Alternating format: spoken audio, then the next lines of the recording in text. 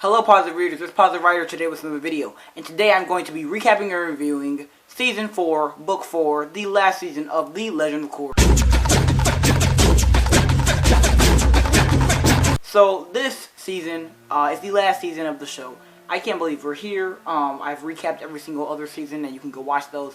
They might be in the description or in the card or something like that, and you can go watch those.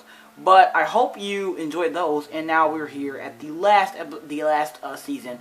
And I'm ready to talk about it. This season is not my favorite, just like Season 3 was not my favorite. I actually think I like it the least. But still, I do like it a lot, and it's the last season, so I have to put some respect on its name. And I really enjoyed it this time around anyway. So, without further ado, I wanted to get into this. If you have not watched this season yet, go watch it, and then come back. And maybe even rewatch it and then come back, because this is a rewatch review. Because I've seen this already. I was there when it came out and all that. But anyway, I just wanted to get into my notes, because I have a lot of them. I did enjoy this season, like I said. It's just not my favorite. But it is not bad, so I wanted to talk about it today. The first thing I said was, right off the bat, I was pretty mad. Because I guess I remembered this, but not really, because, we're talking to the characters 3 years after the finale of Season 3, and we're all obviously wondering what happened to Korra. She's in a freaking wheelchair last time we saw her, so what's happening with her? And also, Mako and Bolin apparently have not seen each other in a while, and I was like, what? When they said that, I was like, huh? Like, he's your brother, like, what? I was pretty offended by that, and me and my sister were watching this, and we were very upset, because literally all the, friends, the whole friend group had, broken up. We didn't know where Korra was. This first episode was so taxing, because it was like, where is Korra? It was horrible. And, Varric and Julie's, what I said was the only constant since Season 2, because everything is so rickety otherwise. But they are, the only constant, and we love them. But yeah, and I said 13 minutes in, and Korra still hasn't shown up. Spoiler alert, she's not at all in the first episode. Except, I think, until the last second. Which sucks, because she's my favorite character. She's the main character, so not seeing her really did suck. But we understood it, we made peace with it, but still, I was very upset when we actually first watched it. Because it just was not, I wasn't vibing with it. And I said I was remembering how upset I was when I first watched it. About how Korra just bounced out. Because they found out that she's been gone for 6 months. Acting like she was in Republic City, but she actually is just gone. And so, I remember how upset I was when I first watched it about how Korra just bounced. And no one even knew. I thought it was bullcrap. Because I was disgusted by everybody. Because I'm like, how no one cares to check up on her? Everybody's just like, well, I guess she's here, and I guess she's here, It was just kind of stupid. Especially after everything that happened I was very upset on her behalf. Because Homegirl literally is in a wheelchair last time we saw her. It's been 3 years. Obviously, she probably not going to still be in that wheelchair. But the fact that no one's even going to, maybe, check up on her, it kind of hurt me a little bit. And then, I said the first team Avatar would never do this. Obviously, this never happened to Aang. But still, the first team Avatar would never leave the Avatar out to dry. Especially after something like this happened to them. It's just like, why? I said, why is no one paying attention to her PTSD? Or the fact that she's been through so much. I said, it's disgusting. The way that they are so mute. They were just, everybody was kind of just living their own lives. Acting like she kind of just didn't even exist anymore.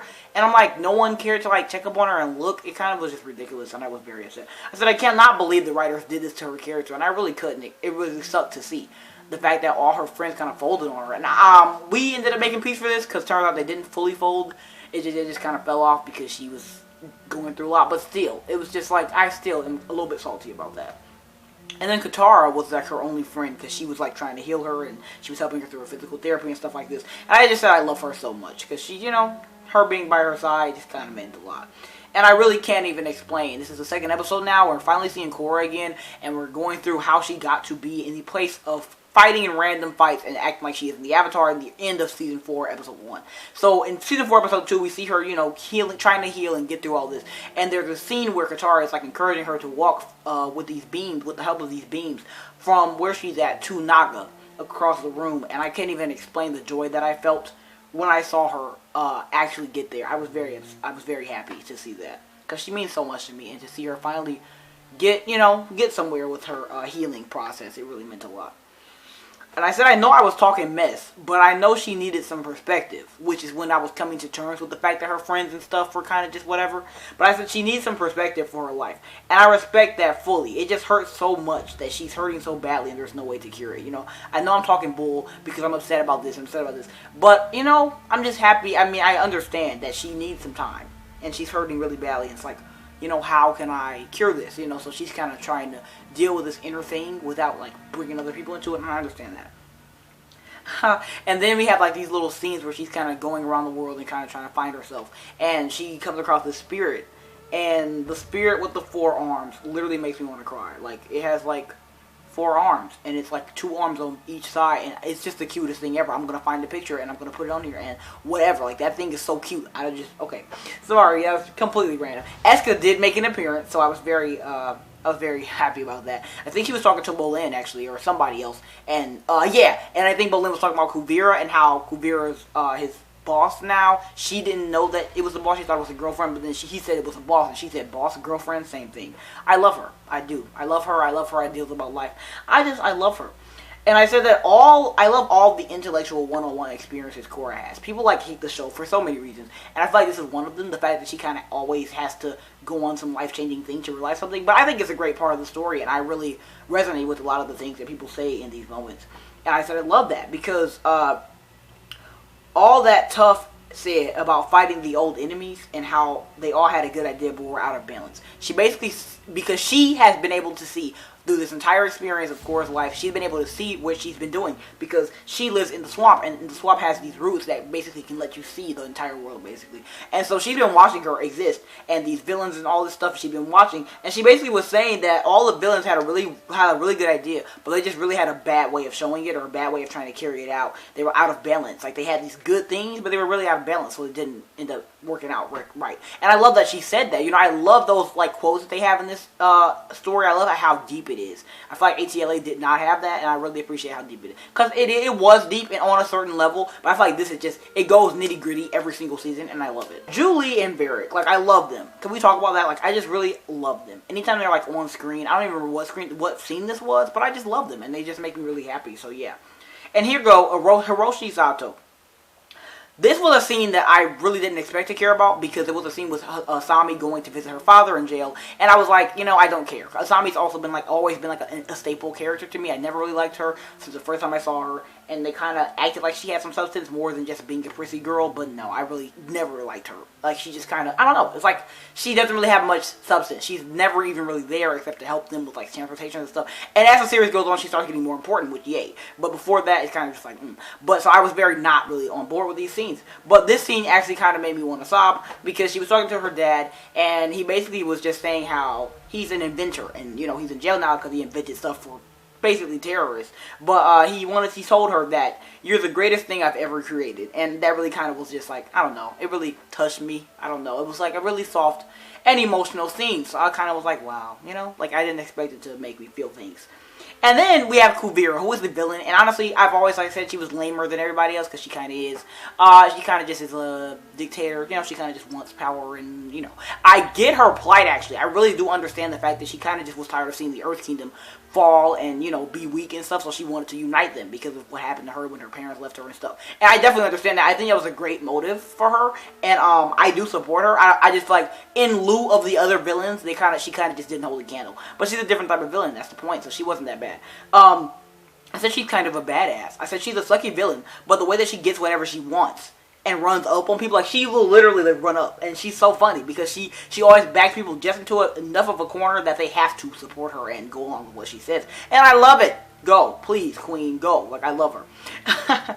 And then I said that when she got her blue back, because Korra basically has been wearing, like, I don't even know, she's been wearing like green through the whole series because she kind of has been like, she kind of fell off, but then she got her blue back and I was like really happy. And then they had this little reunion with Mako, and I was really happy with that because I love my Korra, and yeah, I know they're not together, but I love them and I love any scene with them, and I said I really adore them. I'm like, yes, I do. And my Korra Asami trio content was something that I didn't think I needed, but I did, and I loved it. And I said I do think so because I really enjoyed their time together. And I pretty much love their scenes, honestly, because they're always kind of like badass, so I love them, and that was really cool. Like, they had like the scene and they kind of had to go do something and rescue somebody and do something else, and it was really cool, and I liked it. And they were talking one time, they had to like rescue Wu and stuff, which Wu was another character that I really liked and started liking more as the season continued. But they were having like this conversation, Makora Asami was, and can we talk about how perfect their shipping name is? Makora, Mako has the first 2 letters of Korra's name at the end of his, and then it's Korra, and then the A off the end of Korra is Asami. So like, my Korra Asami is literally all 3 of their names, but it is the shipment. Like, we love that. Honestly, I love that. Anyway, they were having this conversation about how, they were, like, fighting and stuff, and, they kind of resolved it, and they were like, sorry, stuff was a little bumpy, I know it's not used to it or whatever, and then she was like, it's not like old times, and then Mako was like, actually fighting is like old times with me and Korra, I said, my Korra supremacy, I just really like them, and so, just little stuff like that means a lot, because I do shit with them a lot. And then they hugged, like, please. I love them. Like, the trio, I love them. They, like, hugged. It was really adorable. And I said the Woo, like I said, is growing on me. Like, he's really funny. Like, he's really started growing on me. I kind of just didn't care. I kind of forgot he existed until I started watching this season. And then I kind of was just like, okay, you're random. But he actually started to grow on me, so that was nice. And somebody asked Mako if he had a special lady. And he said that, no, not since Korra and I broke up. So, like, stop. Like, stop reminding me that my favorite couple is not together anymore. And then we have this episode called Remembrances. This season was very weird. It was kind of like season 3 in the fact that it went so fast. Because I don't like it as much as the first 2 seasons, so I don't really pay attention as much. I'm not even paying attention. I just kind of just am watching. I'm not really, glued to the screen. But I really did enjoy these seasons, but still, it went so fast. And this season especially didn't have that much content as far as trio goes, like with Mako, Bolin, and Korra. So I was kind of like upset, but it was still a good season. And then we got to this episode called Remembrances, where everybody in their respective places were basically recounting the entire series. And it was the best thing ever. I'm telling you guys, like one of the best episodes in the entire season, honestly, in the entire series, because it was just amazing. Remember, it's like, they just went through everything that happened in season 1 and stuff, and you guys, I'm going to cry, like, I really felt like crying, as if season 1 was not thick with content, like, with the trio content, with my Korra, it was just, I love season 1 the most, it's my favorite season, so, to see this episode where they were recounting stuff really just kind of sent me, and then it was Mako's point of view also, because we got to hear his side of the story or whatever, which we kind of didn't get before, so it was just great, because Mako started this off, and it was just, and then he basically was talking about Korra and how their relationship has evolved. And he said that at the end of this, he was saying that she continues to inspire me. She taught him to, put others before himself. And people love to say that Korra did not change. And Korra, has no character development. She doesn't help anybody. She's selfish. She's this. But, the characters, they speak for themselves, because the fact that Mako said this, and not only Mako, like so many other characters talk about how much Korra has helped them and stuff, it's just like, y'all are ridiculous. But anyway, it really meant a lot to hear him say that about her. Like, it was just like, wow, they're not together, but like, I don't know, they're just special to me, and I love them. And then we got Korra recounting everything. The music was beautiful. I love the music. And then all that she's been through, it was just kind of hurtful, but it was kind of like amazing too, because basically Asami was telling her all the good stuff that she keeps on forgetting. And wow, Korra, like me and you are on the same wavelengths, because in my worst moments, that's what happens to me. I start like thinking about all the stuff that has gone bad in my life, and all the stuff I haven't accomplished and haven't gotten to yet and failed at, and stuff like this. Like, I just start thinking about everything bad ever. But it's so helpful to have somebody, or just to have the presence of mind to kind of think, the good stuff. Focus on the good stuff. And that was what Asami was helping her do in this scene. And it's one of my favorite scenes of her and her. I just love it. It was just very great. And, it was really nice to hear her helping her like that, because she was, like, tripping. And I understood. And, she keeps forgetting, but Asami was there to help her. And I really appreciate that. Like, thank you. We love it. And I definitely get the feeling like you've gone so far. Like, she was feeling like, you've gotten so far, but like you still feel like you haven't done anything. I get that so freaking much. Like, you have no idea. So hearing her say that was just like, wow. Like, I've always seen myself in Korra, and Korra has a lot of similarities with me, and like vice versa. So it was just kind of crazy to hear her say that, and to have the same experiences in my own life right now. It was just insane. Oh my god. And then I'm pretty sure this was Tenzin. He basically walked up and started to add on to what she said, and he said that she's grown into a thoughtful young woman who puts others above herself. She sacrificed everything for the new Air Nation.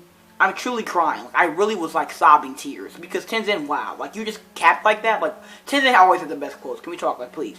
And then Bolin said that his story started when he met her. It was just like, Korra is like a central part of these characters' lives, and the fact that people hate her so much kind of just ridiculous, because the characters themselves, like, they tell the story. Like, you don't have to look anywhere. If you don't like her, okay. But like, it's just like, I love hearing the characters kind of like hype her up when she's feeling like so down on herself.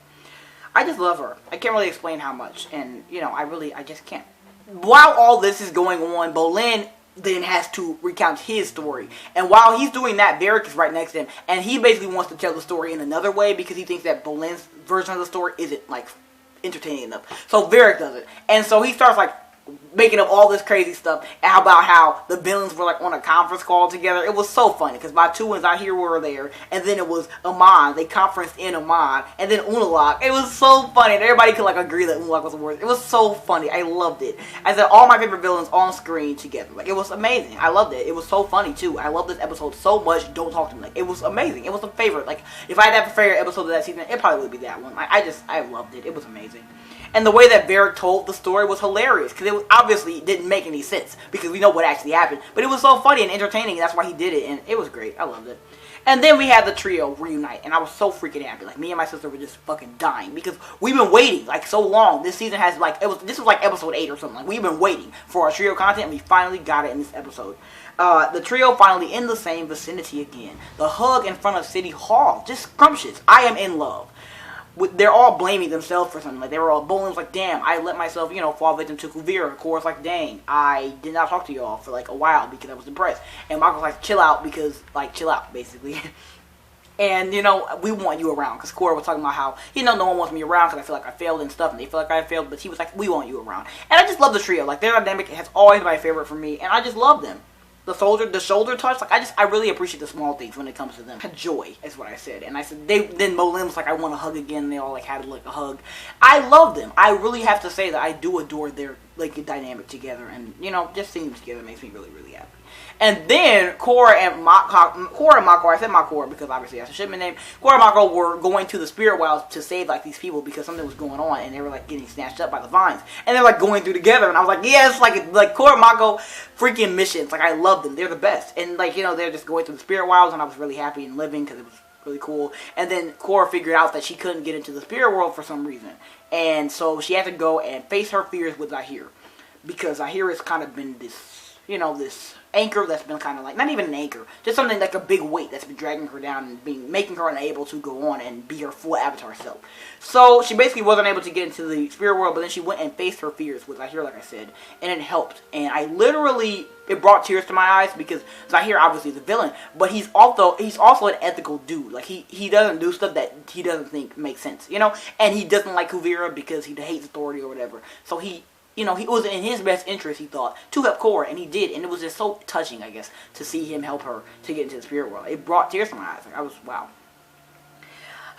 And, Korra's, when she has these thought-provoking moments, it's just kind of amazing. She had this quote where she said, no, because if she was talking about the fear, and she said, I'm ready to accept it, and I think it'll make me stronger. And it was just beautiful. I think that's beautiful. Facing your fears is a really important notion. And, I love this show. Again, I just love it so much. And then we have the whole Beifong family fighting Kubera. Like, that was absolutely amazing. Like, I love that scene so much. I love them. Honestly, I just loved it. This season was very, very good. And honestly, I don't like it as much as season 1 and 2, so I kind of talk down about it. But when I'm talking about the season, it's flourished because it's really, really good. And then we have Prince Wu in front of the city. Talking about, like, don't panic. Like, it was like, this is closer to the end, and Kubera was attacking Republic City and stuff. And so, people were underground in the tunnels trying to, like, find a way out of the city, and then Wu kind of came down and there was like, everybody chill out, It was really, really funny. I just loved, this season was very kind of comical, but it was really funny, too, and really, really good, too. And then we have, all this fight scene stuff going on. It's a great last fight scene, like the showdown. It was a great last fight scene because we have the Kubera and this gigantic mega take. It's absolutely amazing. And then the airbenders are, like, doing stuff to try and make it, like, subdue it for a while so they can, like, break it. And then, they're trying to ice it. Just do whatever they can. And they end up getting inside because Hiroshi gives his life, which is also another touching scene. And he gives his life to, like, screw a hole into it. And then, so everybody jumps into the hole, and they're, like, going to different parts of the machine to try and, like, shut it down.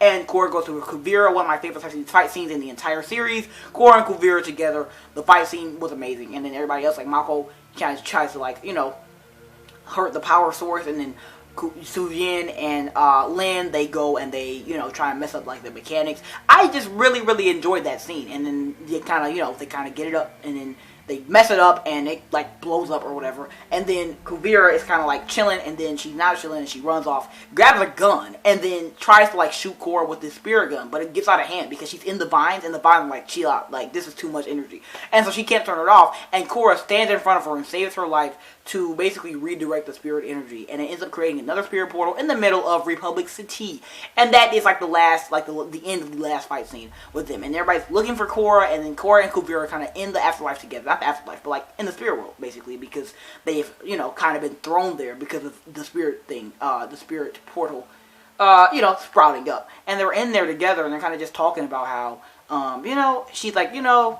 I don't remember really what was said. But it's kind of like Korra was kind of just like forgiving her and having mercy on her. And she kind of was realizing like, damn, like we're nothing alike, but we actually are alike. Because Korra kind of saw herself in Kubera. And I love the way that Korra can always learn from her freaking villains and how this time the villain did not have to die. I just really enjoyed this. Like this whole season was kind of like really lit and I really liked it. And they come out of the spirit world and then everything is fine. And then Julie and Varric get married, and I freaking love them so much. They make me very, very happy. And I remember they got proposed. He proposed to her when they were about to like go into battle, and it was just really, really nice. And now they're at the wedding, and it was just really beautiful. Like talking about, would you do the thing for the rest of our lives? I adored them. They're like, they make me really, really happy, and you know, I'm really happy that I got in game. And the colors of the finale, like you know, after Kubera is like kind of defeated, and they're in the spirit world, like the purples and the blues and the like the golds. It's such a beautiful color palette, and it's really, really nice. And I said, Korra can always learn from the most unlikely sources, and I think that's a really great quality that she has. I love how her last act was in contradiction of the person that she was in the beginning. It was peaceful and merciful. It was like, it was completely, like, it was more Aang-like than anything else she'd ever done. And I think that was beautiful. You know, it was like, you know, she kind of flipped herself. You know, her character kind of flipped. And everybody said that she has no freaking character development, but she does, clearly, and we see that here, and it was beautiful. And Julie, like I said, and Varric's wedding was absolutely beautiful. It was such a perfect way to end the series. I did not cry the first time I watched this series, and ended it, and I didn't cry really at all, because I love the show so much, that it kind of is just like an adrenaline rush back then, especially I was like 12, so I was kind of like, you know, just kind of vibing, but now I think like I'm a much more deeper person, I understand a lot more about myself, and I can relate a lot more to certain stuff that I didn't really get, why I related too much back then, and it really just kind of hit me this time that this was my favorite show for like 5+ years, and it still holds such a big place in my heart. It's a big part of the person that I am today, and so this time I could not help but cry. I flat out was just sobbing. The show meant the world to me growing up, and now it means so much, even more in some ways, because I know now more than ever how important this show was to me in my own development. You know, I can really look back and see how important it was. And watching it now, 8 years after watching it for the first time, it really just hit me how beautiful and satisfying the ending really is. A magnificent finale to a magnificent show. No matter how much hate I see towards this show, no one can take away what it means to me. And that's the last thing I put on here, because that's basically what sums it up. You know, I've been seeing Korra hate since it came out. Like, people hate it for some reason or another. And then we have the people in the fandom who hate certain things about it for other reasons. And, you know, it kind of puts a damper on it. But I realize that they can never take what it means to me away from me. And that right there is the most satisfying thing about the entire experience. So I hope you enjoyed me talking about this amazing show. It was really nice. I can't believe I'm on here in 2020. You know, so many years after the show came out and aired for the first time, talking about it here with everybody, and that people are actually like watching it and caring, it really means a lot to me. I never thought I'd be able to do it. You know, like 10-year-old me is so freaking ecstatic and happy that I'm doing this, and I am happy too. So I hope you enjoyed this. I hope you enjoyed this show, rewatching it or watching it for the first time. Tell me all your comments and thoughts in the comments. I really love talking about this show with people, and I don't have that many people to talk about it with. So please, share them all with me. I love you all. I'll see you later with another video. Bye.